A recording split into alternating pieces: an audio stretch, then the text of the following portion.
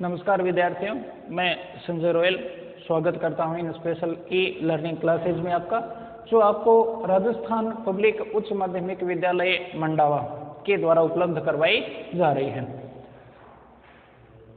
ये क्लासें जो आपको उपलब्ध करवाए जाते हैं, जिसमें जो वीडियो कंटेंट आपको भेजे जाते हैं, उन वीडियो को आप पूरा जो है वो जरूर देखें और उसके साथ साथ जो भी आपको नोट्स वगैरह के रूप में उपलब्ध करवाया जाता है उनको आप नोटबुक में नोट करके रखें। कुछ ऐसे स्टूडेंट भी हैं जिन्होंने हो सकता है चैनल वगैरह सब्सक्राइब कर लिया है, वो नोट्स वगैरह के बारे में पूछते हैं कि नोट्स कहाँ मिलेंगे। तो नोट्स जो है वो विद्यालय की हमारे स्कूल का जो व्हाट्सएप ग्रुप बना हुआ है उस पर अशोक जी उपलब्ध करवाते हैं। उनके नंबर वगैरह जो हैं वो आपको ध्यान में है, या कोई कमेंट वगैरह करता है तो वो आपको उपलब्ध करवा दिए जाते हैं। आप उनसे कांटेक्ट कर लें, आप कहीं के भी रहने वाले हैं वो आपको नोट्स जो हैं वो उपलब्ध करवा देंगे। तो अब हम अपनी क्लास में आते हैं। क्लास साइंस में जो तीसरा चैप्टर है जेनेटिक्स, उसके बारे में हमें पढ़ रहे थे। इसमें अभी तक हमने पढ़ा था मेंडल के नियमों के बारे में और उनके जो हाइब्रिडाइजेशन एक्सपेरिमेंट हैं उनके बारे में स्टडी की थी। मेंडल के जो हाइब्रिडाइजेशन एक्सपेरिमेंट हैं उनमें उन्होंने हाइब्रिडाइजेशन करवाया दो तरह से, एक मोनोहाइब्रिड क्रॉस, एक डाई हाइब्रिड क्रॉस। तो क्रॉस हाइब्रिडाइजेशन एक्सपेरिमेंट उन्होंने किए थे। क्रॉस हाइब्रिडाइजेशन में क्या किया, जैसे मोनोहाइब्रिड क्रॉस की हम बात करें, उन्होंने एक प्लांट जो है वो लिया पेरेंट जनरेशन के रूप में या पैरेटल जनरेशन के रूप में टाल, और दूसरा प्लांट जो उन्होंने लिया वो कैसा था, ड्वार्फ।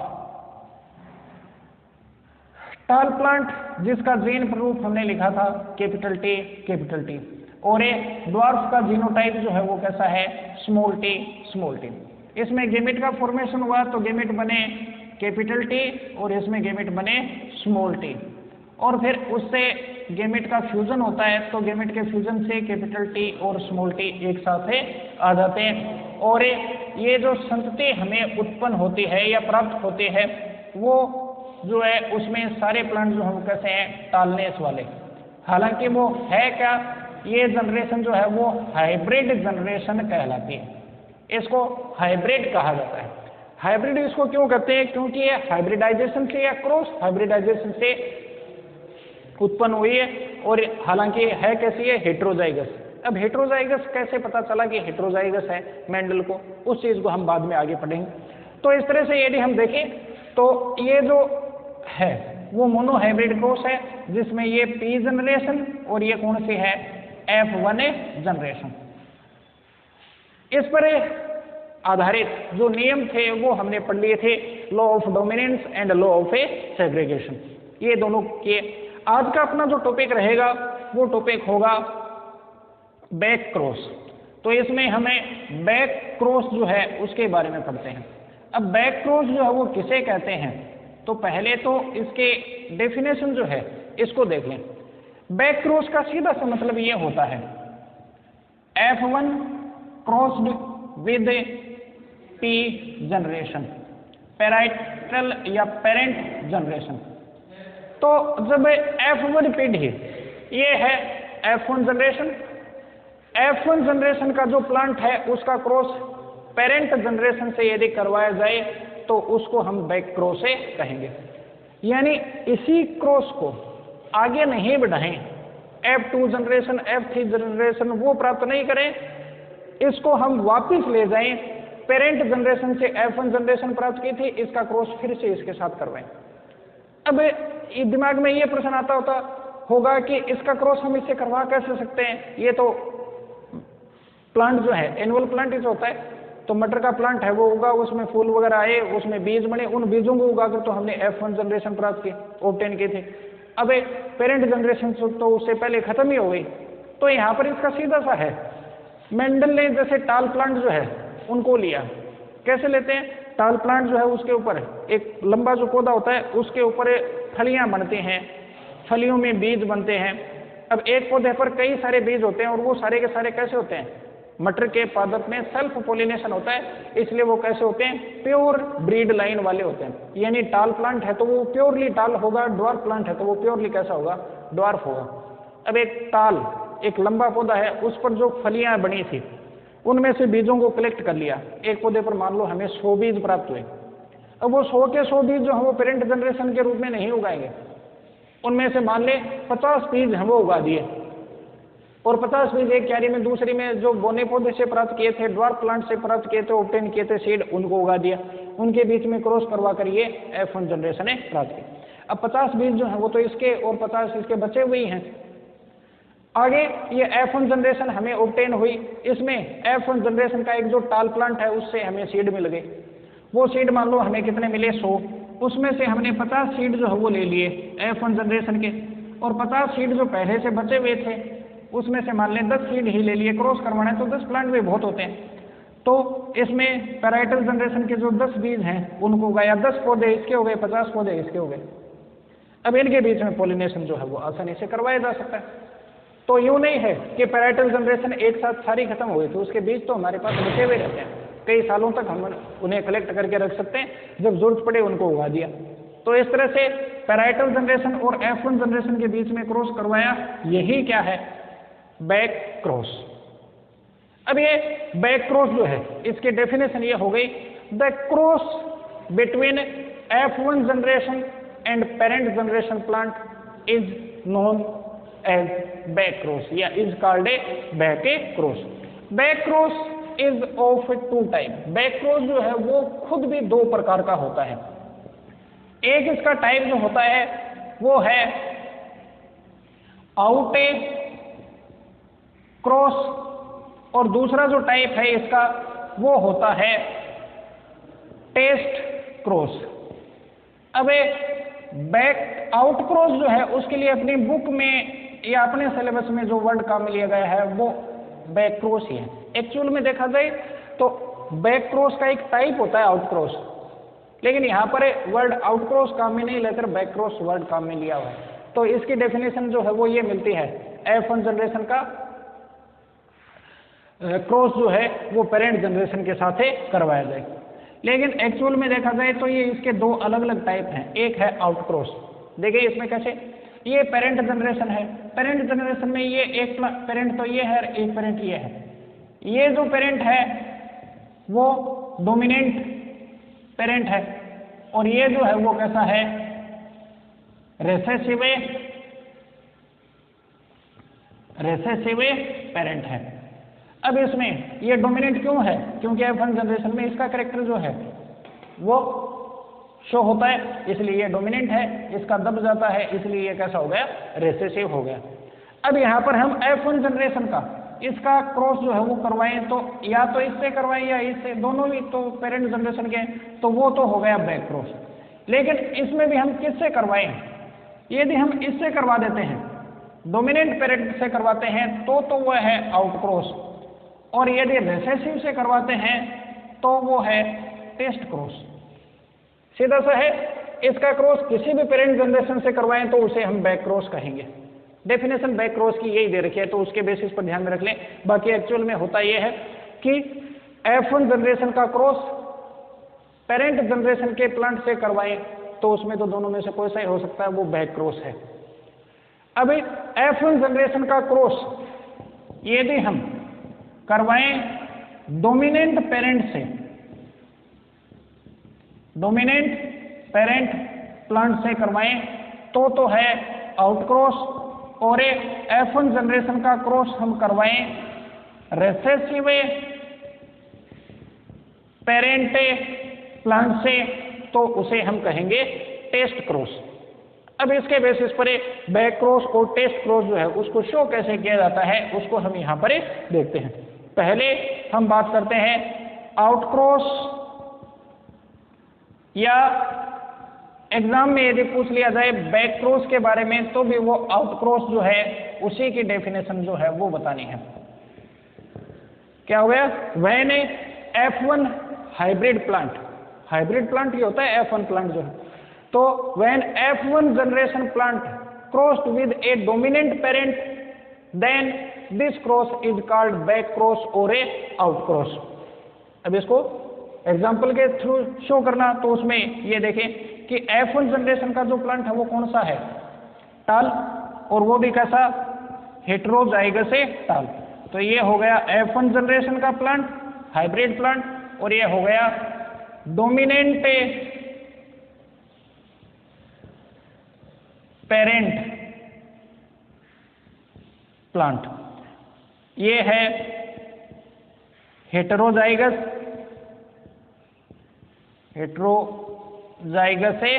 टल, और ये है होमो, डोमिनेंट तो यही है, होमोजाइगस टाल। होमोजाइगस टाल यानी कैपिटल टी, हेटेरोजाइगस टाल यानी स्मॉल टी, कैपिटल टी, दोनों। इसमें गैमेट का फॉर्मेशन दिखाएं तो दो टाइप के गैमेट बनेंगे, क्योंकि हेटेरोजाइगस है, ये होमोजाइगस है, इसका मतलब इसमें एक ही टाइप का गैमेट बनेगा, वो हो गया कैपिटल टी।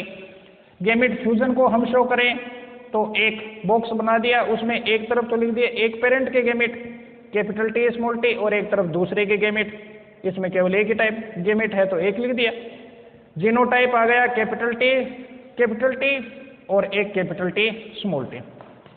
ये अब इनके फिनोटाइप लिखें तो ये जो है वो कैसा प्लांट होगा, कैपिटल टी टाल, और ये भी कैसा टाल। हालांकि ये हेटेरोजाइगस ये होमोजाइगस है, लेकिन इसमें फिनोटाइप जो है उसको हम लिखते हैं तो फिनोटाइप रेशियो जो है वो क्या आता है, फिनोटाइप रेशियो जो हमें ऑब्टेन होता है वो है 100% टाल। सारे के सारे प्लांट जो हैं वो कैसे होते हैं, लंबे लक्षण वाले प्राप्त होते हैं। अब बात करते हैं इनके जीनोटाइप के। जीनोटाइप जो है वो दो टाइप के हैं, तो उनका रेशियो जो है वो कितना आता है वो देखें। जीनोटाइप ये है, एक तो कैपिटल टी होमोजाइगस टाल, एक है capital T small T heterozygous टाल, और इनका रेशियो हमें मिलता है 1:1। तो एक रेशियो जो है वो इसका हमें मिलता है। अब इसके बाद में हम बात करते हैं दूसरे टेस्ट क्रॉस की। टेस्ट क्रॉस जो है वो किसे कहेंगे, तो टेस्ट क्रॉस में देखें पहले तो डेफिनेशन ही हो गई, F1 जनरेशन का क्रॉस किसके साथ में, रेसेसिव पेरेंट प्लांट के साथ। F1 जनरेशन है कौन से, हेटेरोजाइगस टाल, क्रॉस इसका करवाया किससे, होमोजाइगस ड्वार्फ प्लांट से। ये है हेटेरोजाइगस टाल यानी capital T small T, homozygous dwarf यानी स्मॉल टी। गैमेट इसमें एक ही टाइप का, इसमें दो टाइप के गैमेट बने। गैमेट का फ्यूजन जो है वो दिखा दें। ये बॉक्स बनाया और इसमें एक तरफ ये गैमेट लिख दिया स्मॉल टी, एक तरफ इसके दोनों गैमेट लिख दिए, दो बॉक्स बन गए, दो पॉसिबिलिटीज आ गई। एक में कैपिटल टी और स्मॉल टी ये आया, एक में दोनों के दोनों ये एलील कैसे आए, स्मॉल टी। ये हो गया टाल, चाहे हेटेरोजाइगस हो, है तो टाल ही इसका फिनोटाइप, और ये कैसा हो गया, ड्वार्फ। अब इसमें फिनोटाइप रेशियो जो है वो लिखें, तो फिनोटाइप रेशियो टाल रेशियो ड्वार्फ, और वो आ रहा है 1:1। और एक जीनोटाइप रेशियो की यदि हम इसमें बात करें तो पहले तो जीनोटाइप जो है वो कौन कौन से हैं, तो दो टाइप के जीनोटाइप हैं, एक है कैपिटल टी स्मॉल टी और एक है स्मॉल टी, और दोनों का जो रेशियो आ रहा है वो आ रहा है 1:1। ये इसमें ऑब्टेन हो गया। तो the phenotype ratio obtain in back cross is 100% dominant feature वाला जो है, डोमिनेंट फीचर टाल है इसमें, या डोमिनेंट कैरेक्टर टाल है तो 100% डोमिनेंट आया। लेकिन फिनोटाइप टेस्ट क्रॉस में क्या आता है, 50% डोमिनेंट 50% रेसेसिव। टाल डोमिनेंट है, ड्वार्फ रेसेसिव है, तो इसमें हमें 50-50% या 1:1 जो है वो ऑब्टेन होता है। अब ये आउटक्रॉस जो है, इसको आउटक्रॉस क्यों कहते हैं उसको देखें। हाइब्रिडाइजेशन करवाने से एक डोमिनेंट और एक रेसेसिव कैरेक्टर वाले प्लांट के बीच में हाइब्रिडाइजेशन करवाया, इससे सारे के सारे प्लांट जो है वो डोमिनेंट कैरेक्टर वाले आ गए। लेकिन वो डोमिनेंट कैरेक्टर वाले जितने भी प्लांट इसमें मिले वो सारे के सारे कैसे हैं, हाइब्रिड हैं, यानी इम्प्योर हैं, उनमें प्योरिटी नहीं रही।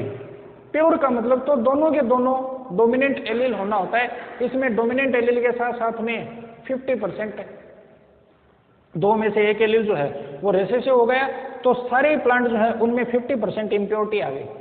अब इस इम्प्योरिटी को दूर कैसे कर सकते हैं, वापस जो इम्प्योरिटी जिसमें आई है F1 जनरेशन, उसका डोमिनेंट पेरेंट से एक बार क्या करवा दें, क्रॉस करवा दें। एक बार क्रॉस करवाते ही हमें जो इस क्रॉस से आगे जो जनरेशन मिलेगी उसमें 50% तो होंगी प्योर, 50% होंगी हाइब्रिड या इम्प्योर। यानी इम्प्योरिटी को इससे हम आउट कर सकते हैं, चाहे 100 में से 100 में नहीं, 50% में तो इम्प्योरिटी जो है वो बाहर निकलेगी, इसलिए इसको कहा जाता है आउट क्रॉस। इसे टेस्ट क्रॉस क्यों कहते हैं उसको देखें। इस टेस्ट क्रॉस से हम ये जांच कर सकते हैं कि जो प्लांट हमें मिला है, जैसे ये टाल पौधा एक लंबा पौधा है, अब क्यारी में उगे हुए पौधे होते हैं, कई सारे पौधे हैं, इस पौधे को उगाया तो भी वो दिखने में लंबा होगा, इस पौधे को उगाया तो भी वो दिखने में लंबा होगा, अब लेंथ दोनों की एक सी होगी। तो अब उनको देखकर ये तो पता लगा सकते हैं कि वो प्लांट जो है वो कैसा है, टाल है, ये तो आसानी से पता लग जाता है। लेकिन वो होमोजाइगस है या हेटेरोजाइगस है, इसका पता कैसे चलेगा।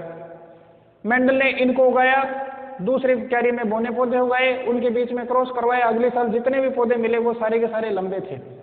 लेकिन मेंडल को ये कैसे पता चला कि वो इम्प्योर थे या हेटेरोजाइगस कंडीशन थी उसमें, मतलब मेंडल को ये ध्यान में कैसे आया कि उसमें एक एलील जो है वो डोमिनेंट एलील यानी कैपिटल टी है, एक एलील जो है वो स्मॉल टी है।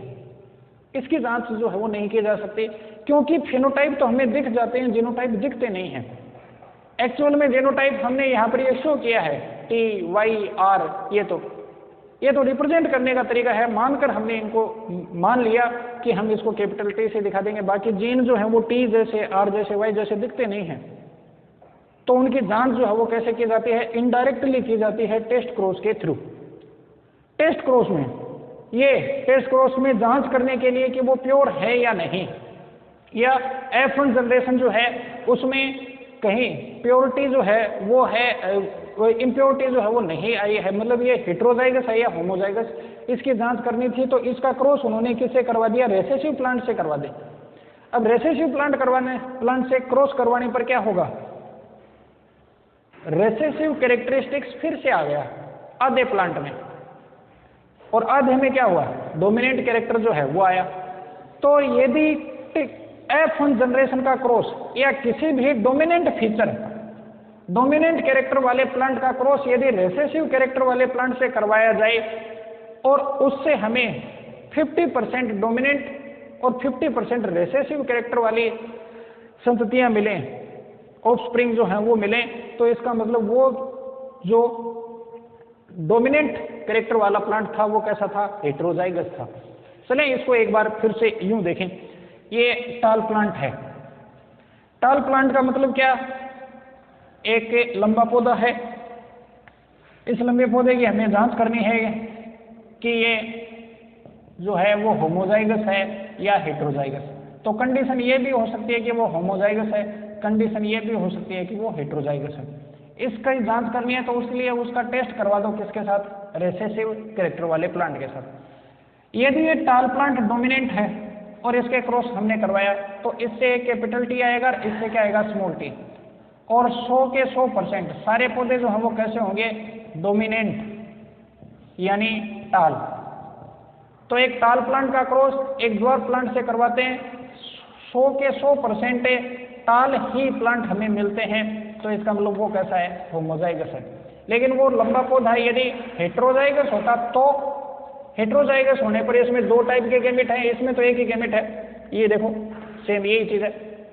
तो इसमें आधे तो हमें मिलते इस तरह के और आधे मिलते इस तरह के, यानी टाल भी और ड्वार्फ भी।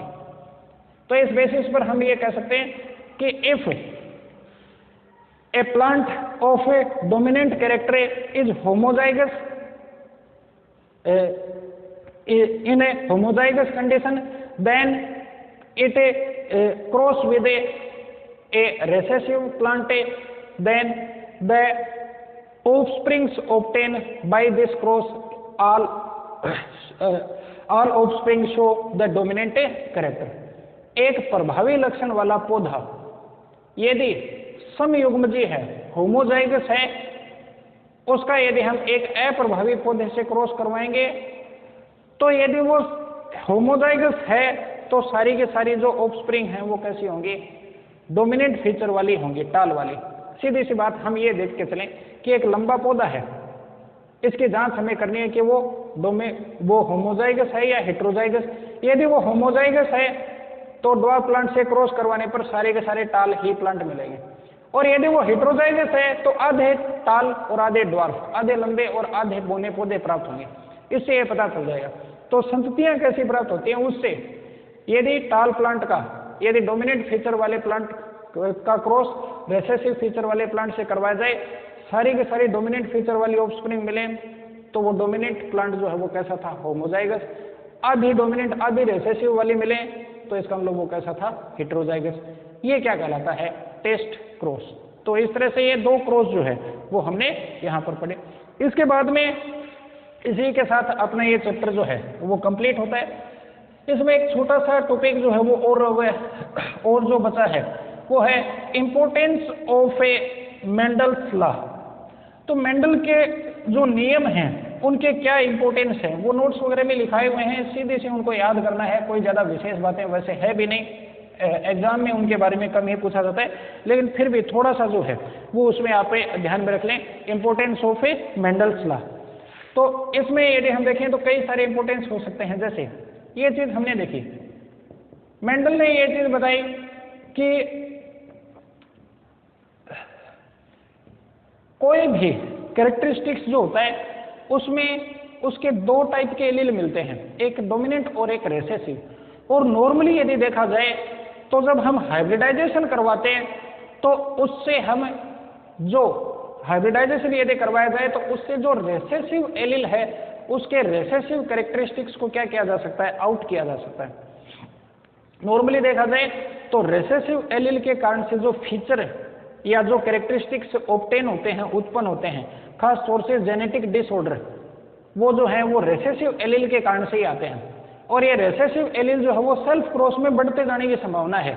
जैसे एक ड्वार्फ प्लांट है, इसका क्रॉस ड्वार्फ प्लांट से ही करवाएंगे तो सीधी सी बात है यही आएगा, ड्वार्फ प्लांट ही मिलेगा। आगे वाली संततियों में भी यही मिलेगा, आगे वाली पीढ़ी में भी यही मिलेगा। यदि हमें इसके इस प्रभाव को हटाना है तो एक ड्वार्फ प्लांट का क्रॉस जो है वो किससे करवा दो, टाल प्लांट से करवा दो, तो कोई भी ड्वार्फ प्लांट जो है वो बढ़ेगा ही नहीं, सारे के सारे कैसे आएंगे, टाल। क्योंकि रेसेसिव फीचर जो है इसको क्या कर देता है, डोमिनेंट फीचर जो है वो क्या कर देता है, दबा देता है, प्रेस कर देता है, एक्सप्रेस होने से रोक देता है। तो इस कारण से ये क्या हो गया, हटाया जा सकता है। तो हाइब्रिडाइजेशन एक्सपेरिमेंट से एक रेसेसिव एलील जो है या रेसेसिव जीन जो है उनको क्या किया जा सकता है, आउटे किया जा सकता है।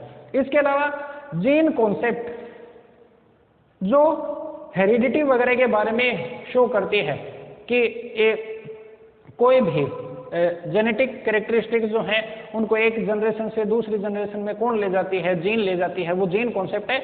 वो जीन कॉन्सेप्ट है वो मेंडल के नियमों से प्रमाणित होते हैं। तो ये प्रूव करता है जीन कॉन्सेप्ट को भी। इसके अलावा एक और ब्रांच है बायोलॉजी की जिसे कहा जाता है यूजेनिक्स।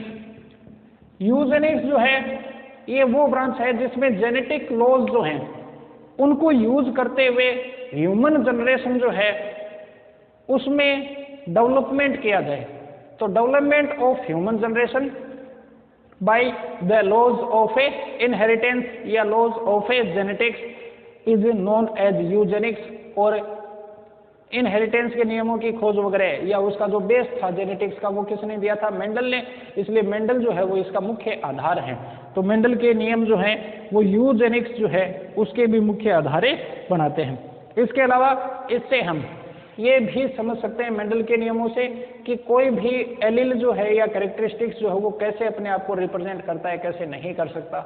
लॉ ऑफ सेग्रीगेशन से हम ये बता सकते हैं कि जीन जो हैं या एलील जो है वो हमेशा पेयर में मिलते हैं।